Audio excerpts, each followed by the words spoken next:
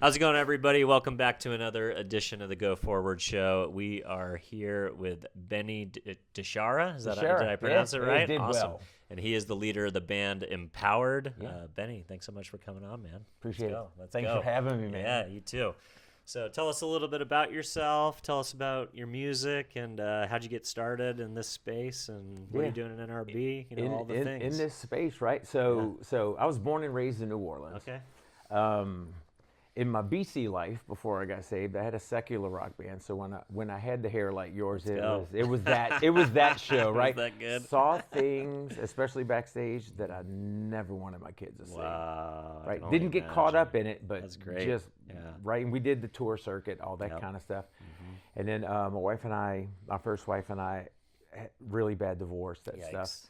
And I was in the military. I was a Navy corpsman, like a medic, and I was stationed in Memphis. So I left. I went back to Memphis, relocated to Baton Rouge, where I currently live, in 1992. Wow. And so I was a floor manager for a car dealership. So I sold this lady, Miss Linda. Love Miss Linda. Sold her a car, her husband a truck, her daughter a car. And she goes, "Didn't you say you had a rock band?" I said, "I did." And she says, "That's awesome. You should come to my church. We have a band at my church you would love." And I'm like, "Really? So what are you? Yeah. Catholic, Yeah, I mean, what's like, your like I religious grew, background? I grew up Lutheran, so kind of Catholic light, and I was an altar boy with the smock and the robe, the whole thing. deal, So, yeah. like, what are you? And she says, "Oh no, we're straight from the Bible. We're just straight out of the Bible." Wow. And I was like, "Oh, I've heard of you people." I literally, Dylan, I said it that way. "I heard about you people." I did the cross sign. She's dying laughing, right? And so she goes, no, you would love it, I promise. And I said, "Okay, well, I'll try to make it next week." And so she says, "Okay, to shorten this story for you, I lied to Miss Linda for 3 months." Wow. She would call me every Monday for 3 months. Yeah. "I didn't see you." I'm like, "Miss Linda, I was busy." Yep. And basically what it meant at that time was I was watching the Saints lose again, because that's all they did back then. We're talking 1995. This is pre-Drew Drew Drew Brees day. Way pre-Drew, and it was horrible. So I told no, and then I went to a business conference that I was a part of, and I had these men who they made, in the world's eyes, they made bank. Yeah. They just had, right? And in the middle of this conference, they start breaking it down about, a lot of people think success is what we have. Yep. And it is not, it's who we are. So let us tell you who we are. We're followers of Jesus Christ. And they just kind of go, and dude, and it became. And was that kind of the theme of the conference? Business church, went? yeah. That's just awesome. blew up. And I was like, "What?" And they go, "This is why we do this, so your wives can stay home." Yeah. And you impart to your children with and that kind of thing, right? And so I'm like, I learned stuff in that conference I've never heard from church. So I tell people, like, in my BC life, I was like, I was a Christian atheist. And people go, "Explain it to me." And I'm like, so I'm in church every Sunday since I'm a child. I get it. So you're going to church because there's a good community. You're meeting mentors. You're meeting people who are obviously got a lot going on. You don't quite understand the theology, but you like the example that they're leading, and you want to be more like that, but you don't quite understand the beliefs. There was much theology. Wow. Right? You have to say this way. You have to pray this way. You have to do these movements this way. All of that, right? And so the reason I say that is, if I'd have died on a Monday, I was going to hell. Wow. Because I knew who Jesus was. Yep.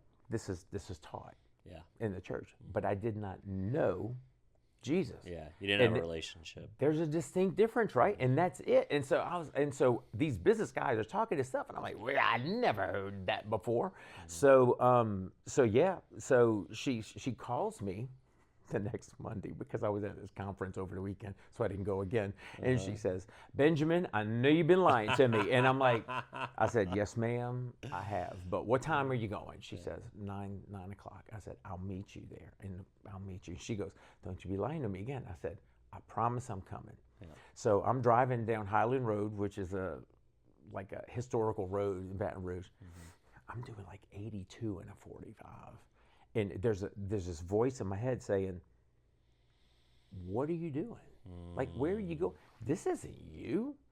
No, you were an older boy. And I'm like, what? And can I tell you, Dylan, it's the very first time I knew what Satan's voice sounded like. Wow, yeah. Satan's voice doesn't always come in contradiction, like complete contradiction. It comes in subtle contradiction. Just enough to sway, right? Yep, And so you know what? So it causes you to cause a fight with your wife on the way to church, and then you don't go to church because you guys are mad at each other. Right. Like and so that's biblical. Yeah. And so I'm like, so I'm driving down, I'm flying, and I'm crying. I could barely see. I'm crying so hard, and I'm demanding 7 times back everything Satan ever stole. And I'm like, I'm repeating things I learned at this business conference. Yeah. So I'm clueless. I just know this is the deal. Yeah. So boom, boom, boom, boom, boom, and I'm going through all of it and everything.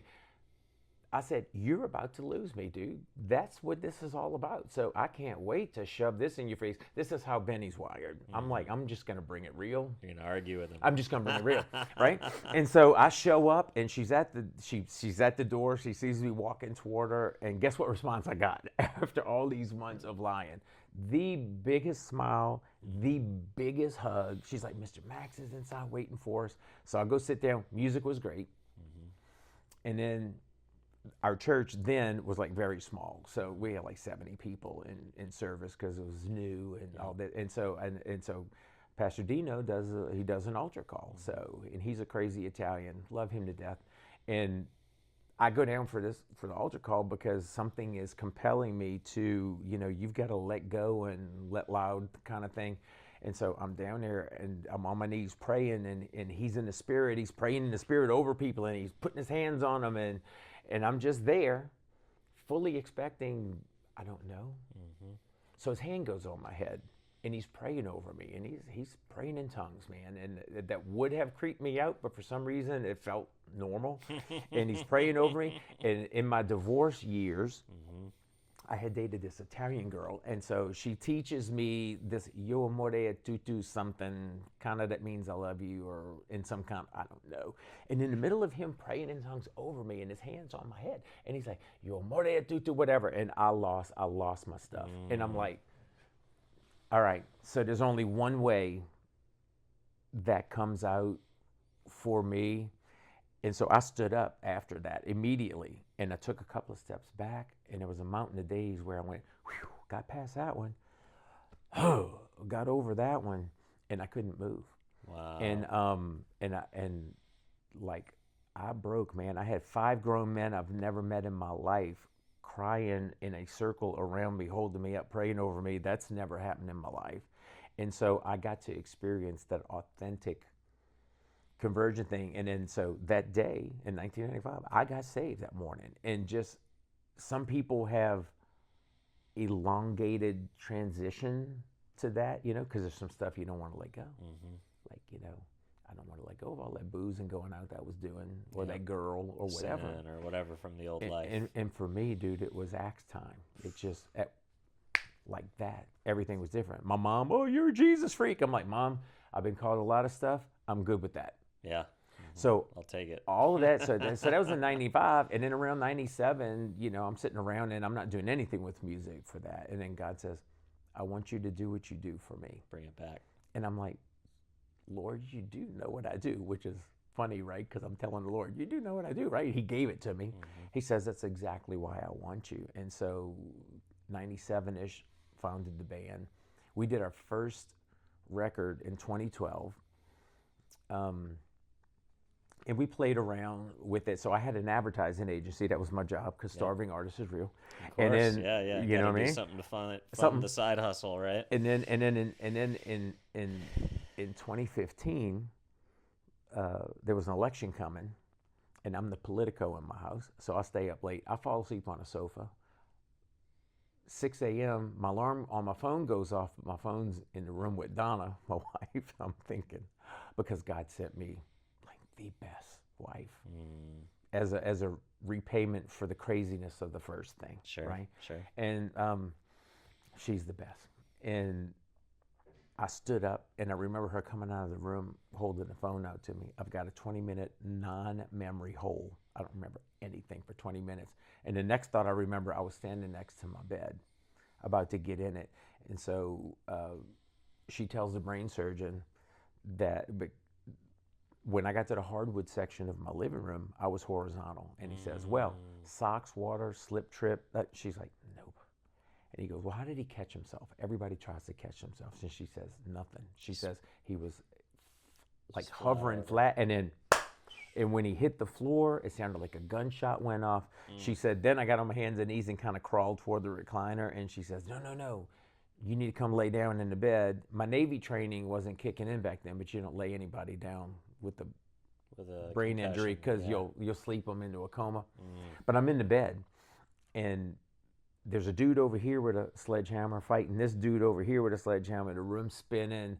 I have these weird scents in my nose, the nausea, this, that, and the other. And can I tell you, so I was 22 years old when I went into the Navy.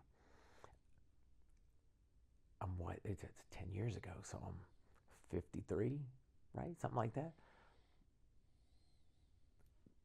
Probably for one of your viewers, God will take something from your past that he gave you to help you recognize what's going on in your present moment in time. Yeah. And so I reach over like this, I grab Donna's arm, and I'm like, we got to go. And she says, for what? I said, something's not right. We got to go. Bring me to the ER. We got to go. So she helps me to the car. We go to ER. I've had more CAT scans, man. I should be able to see through stuff, you know, like Superman. And then they're rolling me into ICU, and I'm on anti-seizure meds. So I had a double fracture in the back of my skull. From the fall? From the fall. The skin did not break, but I had a double fracture back here. My entire left frontal lobe crushed. So to this day, 10 years later, October made 10 years, I have no smell or taste. Wow. But we're talking today, I'm taking the win. Yeah. Right? And an internal brain bleed. And so it was in the hospital, then home. So the first month of recovery in a recliner that I was crawling to. I lived in that 4 months. So slept 20 hours a day. And my wife woke up, and she was a every 3-hour nurse. And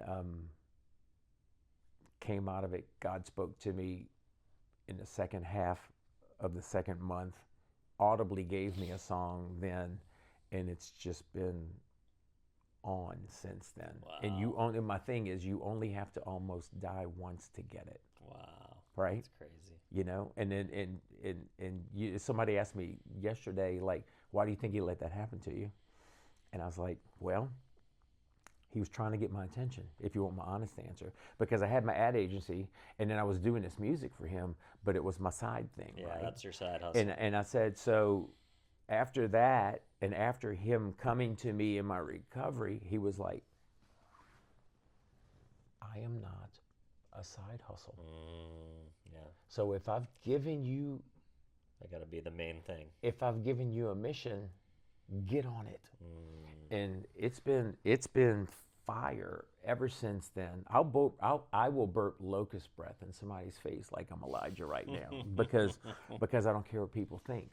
I love it. You know, I'm just trying to point them to him. So 3 records later, since the brain injury, so Salt's the new one that I brought you. Let's go. And that's the most recent one, and God's just doing a thing with that, man. That's amazing, man. Yeah. And so what are you doing to get the music out these days? You touring? Yeah, we had a busy second half. So after we cut this, the radio single for it is the name of the CD is Salt, but the name of the radio single is The One. So God is like, look, I need you to write a song, not about the 99 that I'll leave, about being the one that I found, right? And I'm like, well, that's not a heavy lift, Lord. I appreciate that. And so what do you do with that? You know, Pray first. Yeah. And then all of a sudden he just starts downloading, man. And so the chorus of it is, you are the Alpha and the Omega. I am redeemed by your grace. When I searched for you, you came and found me. I was the one. You saw my face.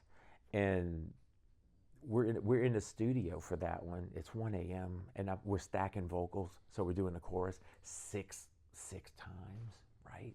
And so Mikey Howard with 7 Time Down, he's our producer. He's produced all of our stuff. And He goes, I think God's got another good one in you, man. Let's go. And I'm like, bro, I'm not 35 anymore. It's 1 a.m. and I'm giving him the business because he knows I'll stay up till 5. Yep.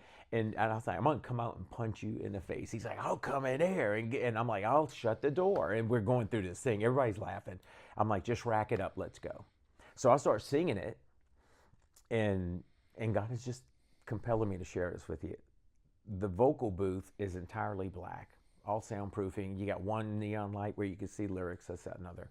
So I'm singing as you are the Alpha and Omega, whatever. As soon as I start singing the chorus, the entire vocal booth goes, and I mean, it's white. No roof, no ceiling, no floor, no walls, everything around me is white. And as I'm singing, because I'm singing, in my mind, I'm going, oh,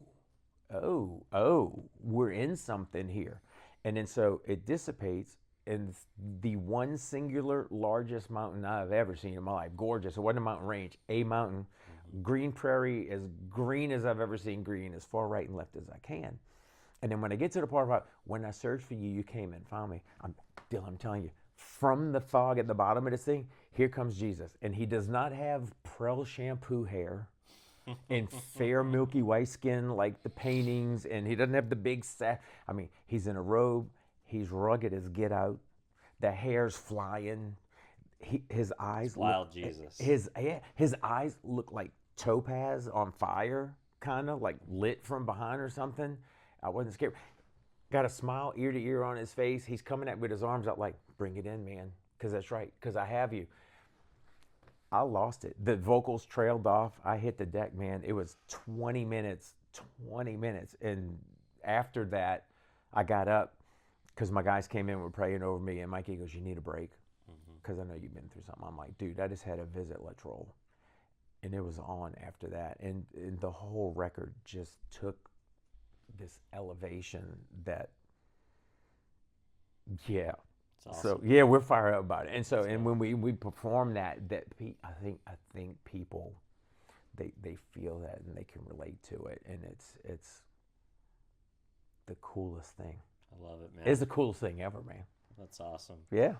So we had an interesting development in the music industry a few weeks ago. The first #1 spot on the Christian charts, #1 spot on the Billboard Top 100. I know what you're talking about. AI song, AI artist on both of them. I burp vomited when I saw that. As an artist, that has to, compete already because in the Christian charts because the Christian, Christian space isn't as my kids go to school with Phil Wickham, and he's one of the top guys in the space, and he's not he's doing fine, but he's not a rock star. Yeah. Love Phil, on the though. money side. Love his heart, man. As some of these, the biggest rock stars in the secular world. Love his heart. Overnight you get top 100 on both charts. Right. What do you think about AI in the music world? Here's what I think about AI in the music world. Yeah. AI is a cool tool. Yeah, it's a very cool. It's like tool. Pro Tools when you could get bands out of the room and do everything on a computer. Especially for imagery. Hey, show me that you describe it, and it'll pop up an image for. I mean, I get all that, and especially having an age, I get all that. Yep. AI is soulless. Mm-hmm. It has no soul. It does not have what we have. Therefore, it cannot connect to the creator, because AI was created by us. Yep. Right? So there's a skip. Yeah. Right? And so his love, his grace, look, I'm a walking miracle. Mm-hmm. This is what grace looks like. Yep. You're not going to get that from an AI song. Like, I'll listen to AI songs and I'm like, lead guitar players do not play like that. You can tell. So sterile. And the vocal is so sterile, and there's no soul to it. There's no comeback. And so when I saw that, I just started chuckling, right? And I'm like, but it grieved me, because I'm like, what does it mean that the world has hitched on to an AI generated song so easily to make it number one on a chart. Yeah. Well, the other thing people don't realize is if you pay enough TikTokers to tag your song, you can get there if you want. That too, man. And There's enough money to get you there. Look, TikTok's a whole nother thing. I'm on TikTok. I rarely share my music stuff. Actually, it's like biblical stuff and You're on there preaching versus point them to Jesus, man. And then every now and then I'll tag one of my posts like with a snippet of my song behind it. And does it get hundreds of thousands of? It does not, because the world is very resistant to the truth. Yep. And very resistant to the word. And as a Christian artist, we are called, okay, here it comes real. You doing what you doing is a platform that he has gifted you with. Mm-hmm. That's his gift to you. What you choose to do with it is your gift back to him. Yeah. Okay? In the same sense, it's the same way with music. Mm-hmm. I'm a little nobody. I used to always say, I'm a little nobody doing anything, but you know what? I'm a chosen child warrior of God, and he gave me a certain set of skills that I'm using for him. Yeah. So I'm not a little nobody. So in the world's eyes, I may be that, but to him, I'm doing exactly what he required of me, especially post-injury. Yeah. And he's like, go get it, man, because you are not afraid. I will talk to a fire hydrant or a TV screen about Jesus, because even the rocks will cry out.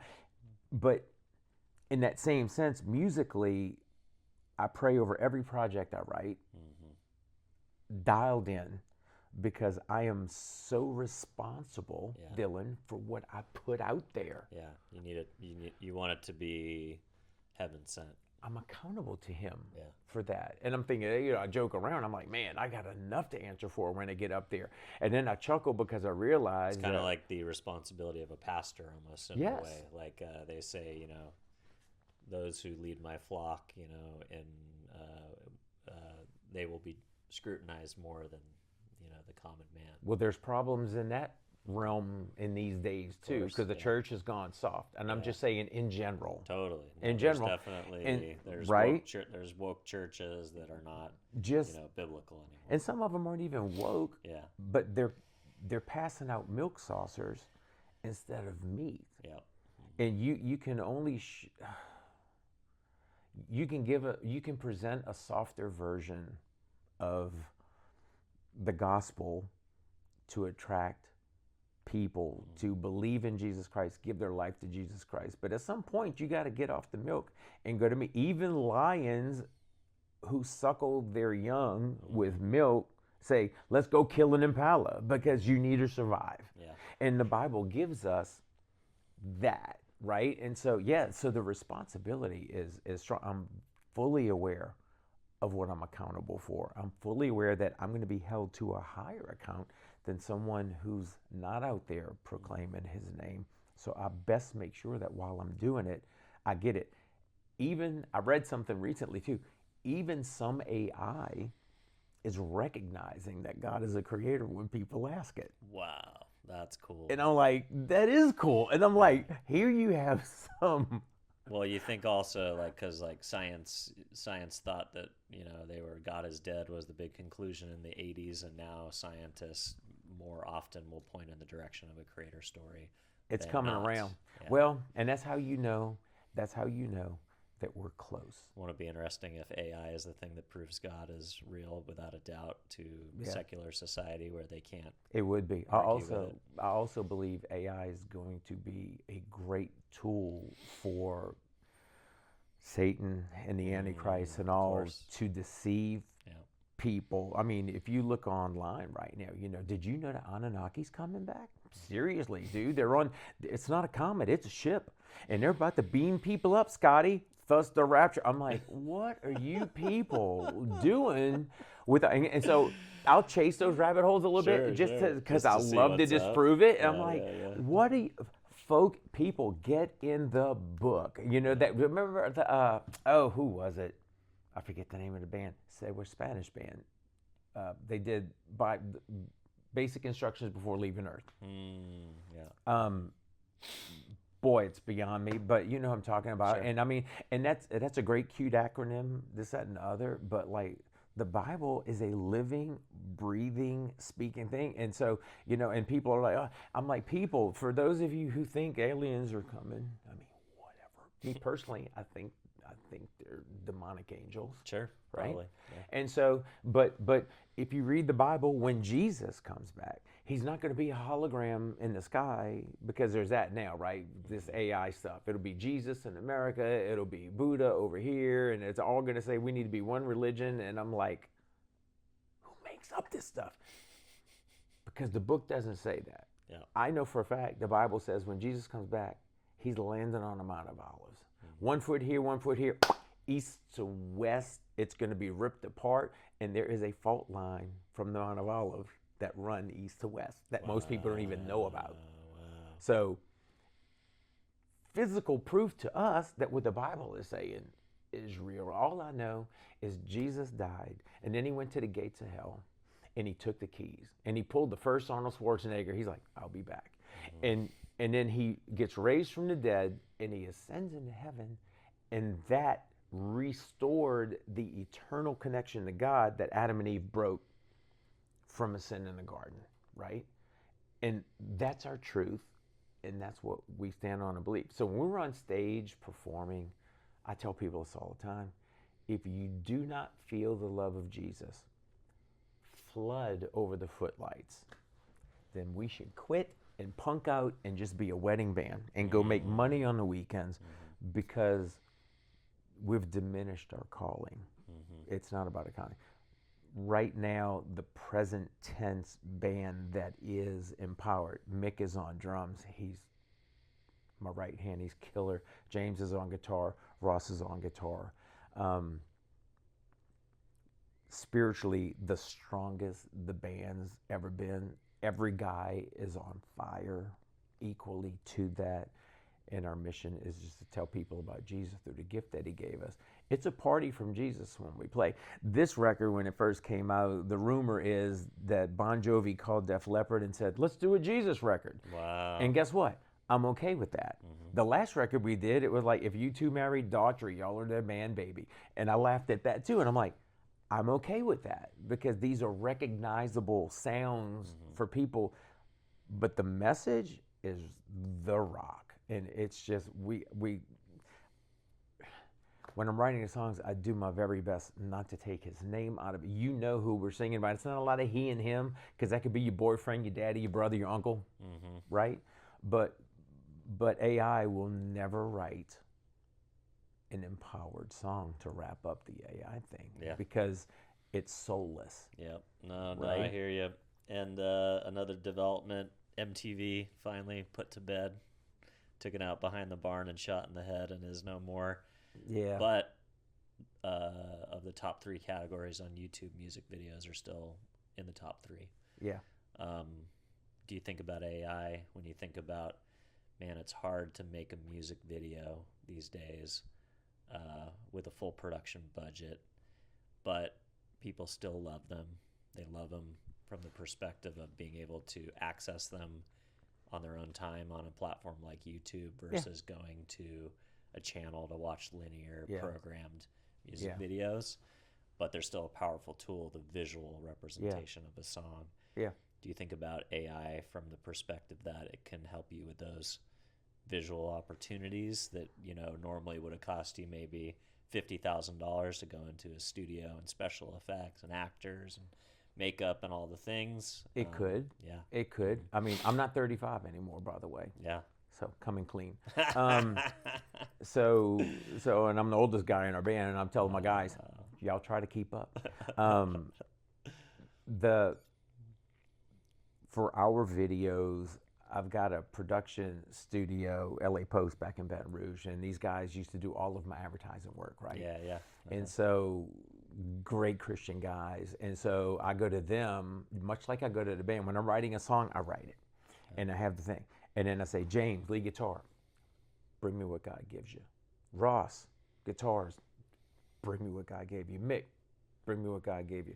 And then that different mix of everybody becomes the thing.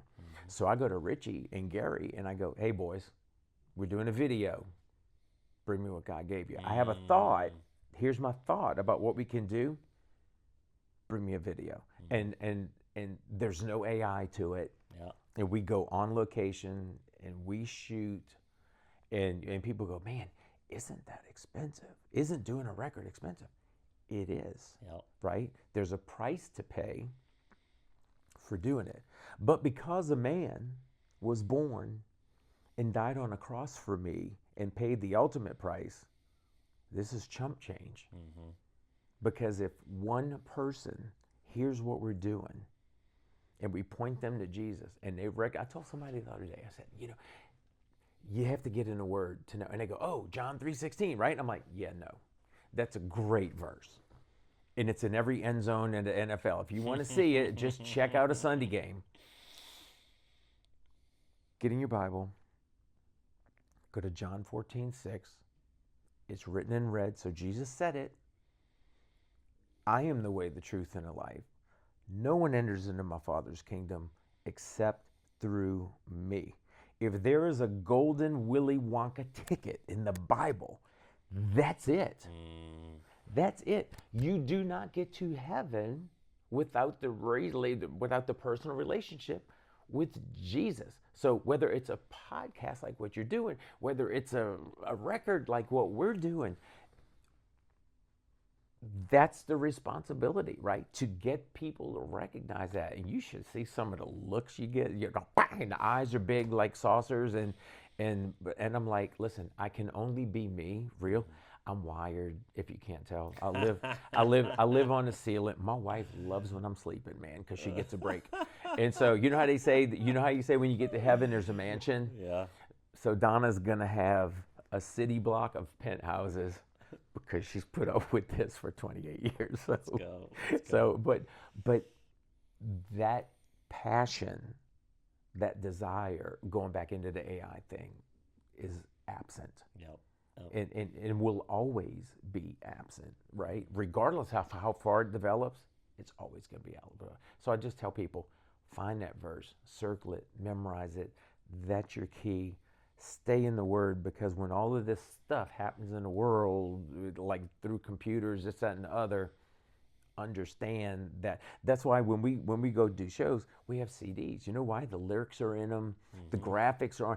People want something tangible. You can do a digital download of any of our stuff anywhere, but that's all you get. Back to record collecting and analog and books and cassettes. And I was at Super Bowl a couple weeks ago, and the Jurassic Park street team were giving out VHSs. Yeah. It's like people want to unhook, and they want to, you know, take some analog items into the wilderness, and, you know, just it's an encouraging it's cool thing. I mean, I know 18-year-olds that don't have social media, so that's the new trend with 18, which is great though. Yeah, exactly. Which is great. I mean, when I was 18, I had the first cup holder ever made for cars, right? It was called the 8-track. And so it stuck out just enough from the dash to put your Coke can on there. You just had to hang on when you made a turn, right? And so times are different and everything. But even with all of that technology, and don't get me wrong, the digital download thing is great. The companies that run them are not. Being able to go direct to consumer and Direct- not have to all of fight it. with the record companies and worry about their gatekeeping and all that stuff. All that, and it still happens. It still happens with radio too. Yeah. But they want something tangible that they can put there. We did a show in Oklahoma in November, a benefit for a young man that I met through NRB last year who has a worse brain injury than me. And so there's a documentary. The One is going to be on it as a title track. And so we did a benefit concert in Oklahoma for him to raise awareness and raise money, because they're trying to raise money to finish it, because Angel Studios, a couple of studios, are interested in the movie. Cool.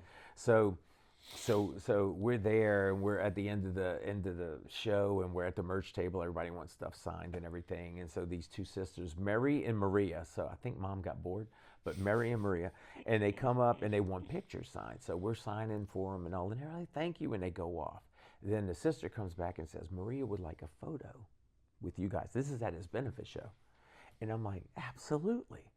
And so Mary is leading her leading her by the elbow to our table. And I'm like, what's going on here, right? She's So blind. she's blind. And I'm like, Maria, what did you ask for a photo sign from us for? She says, because I wanted to have it. And I want to have a picture with you guys. I'm like, and in my mind, I'm like, a picture you can't see. Mm-hmm. And as I'm thinking this, she says, I could not see anything y'all were doing on stage, but I saw every single word you were singing about. Wow. AI isn't giving you that interaction. Yep. It's just not.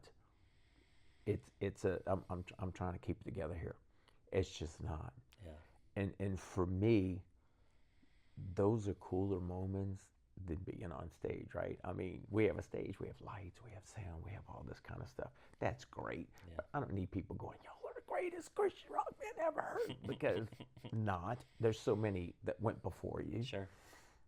But those moments like that she could be touched that way, that's what we're here for, man. It's huge, man. Yeah. Well, good place to stop. Thank you, Benny. All right, bud. Rock and roll. You Keep got it. it.